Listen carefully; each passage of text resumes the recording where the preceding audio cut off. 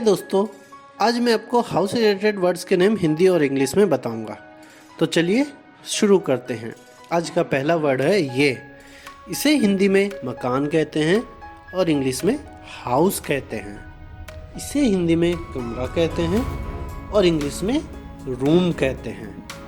इसे हिंदी में बड़ा कमरा कहते हैं और इंग्लिश में हॉल कहते हैं। इसे हिंदी में बैठक कक्ष कहते हैं और इंग्लिश में लिविंग रूम कहते हैं। इसे हिंदी में शयन कक्ष कहते हैं और इंग्लिश में बेडरूम कहते हैं। इसे हिंदी में रसोई घर कहते हैं और इंग्लिश में किचन कहते हैं। इसे हिंदी में भोजन कक्ष कहते हैं और इंग्लिश में डाइनिंग रूम कहते हैं। इसे हिंदी में अध्ययन कक्ष कहते हैं और इंग्लिश में स्टडी रूम कहते हैं। इसे हिंदी में तहखाना कहते हैं और इंग्लिश में सेलर कहते हैं। इसे हिंदी में स्नान घर या गुसलखाना कहते हैं और इंग्लिश में बाथरूम कहते हैं। इसे हिंदी में अतिथि का कमरा कहते हैं और इंग्लिश में गेस्ट रूम कहते हैं। इसे हिंदी में अटारी कहते हैं और इंग्लिश में एटिक कहते हैं। इसे हिंदी में भंडार कक्ष कहते हैं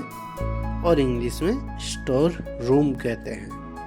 इसे हिंदी में गैराज कहते हैं और इंग्लिश में गैराज ही कहते हैं। इसे हिंदी में बगीचा कहते हैं और इंग्लिश में इसे गार्डन कहते हैं। इसे हिंदी में आंगन कहते हैं और इंग्लिश में कोर्ट यार्ड कहते हैं। इसे हिंदी में पीछे का हिस्सा कहते हैं और इंग्लिश में बैकयार्ड कहते हैं। इसे हिंदी में आगे का हिस्सा कहते हैं और इंग्लिश में फ्रंट यार्ड कहते हैं। इसे हिंदी में बाहरी छत कहते हैं और इंग्लिश में रूफ कहते हैं। इसे हिंदी में भीतरी छत कहते हैं और इंग्लिश में सीलिंग कहते हैं। इसे हिंदी में छत कहते हैं और इंग्लिश में टेरेस कहते हैं। इसे हिंदी में बरामदा कहते हैं और इंग्लिश में पोर्च कहते हैं। इसे हिंदी में गलियारा कहते हैं और इंग्लिश में कॉरिडोर कहते हैं। इसे हिंदी में छज्जा कहते हैं और इंग्लिश में बालकनी कहते हैं। इसे हिंदी में चौखट या दहलीज कहते हैं और इंग्लिश में थ्रेशहोल्ड कहते हैं। इसे हिंदी में दीवार या दीवाल कहते हैं और इंग्लिश में वॉल कहते हैं। इसे हिंदी में फर्श कहते हैं और इंग्लिश में फ्लोर कहते हैं। इसे हिंदी में सीढ़ियाँ या जीना कहते हैं और इंग्लिश में स्टेयर्स कहते हैं। इसे हिंदी में रेलिंग वाला जीना कहते हैं और इंग्लिश में स्टेयर केस कहते हैं। इसे हिंदी में रेलिंग कहते हैं और इंग्लिश में हैंड रेल कहते हैं।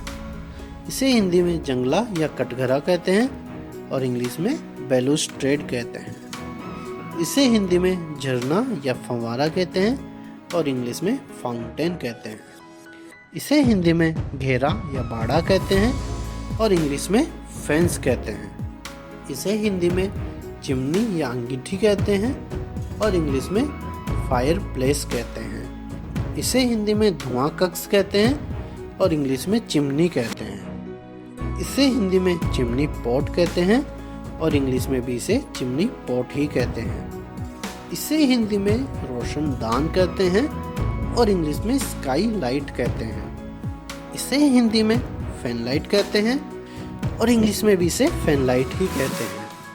इसे हिंदी में खिड़की कहते हैं और इंग्लिश में इसे विंडो कहते हैं। इसे हिंदी में खिड़की का शीशा कहते हैं और इंग्लिश में इसे विंडो पेन कहते हैं। इसे हिंदी में ईंट कहते हैं और इंग्लिश में ब्रिक कहते हैं। इसे हिंदी में नाली कहते हैं और इंग्लिश में ड्रेन कहते हैं। इसे हिंदी में जल निकासी पाइप या प्रनाला कहते हैं और इंग्लिश में ड्रेन पाइप कहते हैं। इसे हिंदी में दरवाजा कहते हैं और इंग्लिश में डोर कहते हैं। इसे हिंदी में दरवाजे की चौखट कहते हैं और इंग्लिश में डोर फ्रेम कहते हैं। इसे हिंदी में झरोखा कहते हैं और इंग्लिश में स्पाई होल या पीप होल कहते हैं। इसे हिंदी में पत्र पात्र कहते हैं और इंग्लिश में लेटर बॉक्स कहते हैं। इसे हिंदी में तिकोना कहते हैं और इंग्लिश में गेबल कहते हैं। इसे हिंदी में औरती कहते हैं और इंग्लिश में यूज कहते हैं।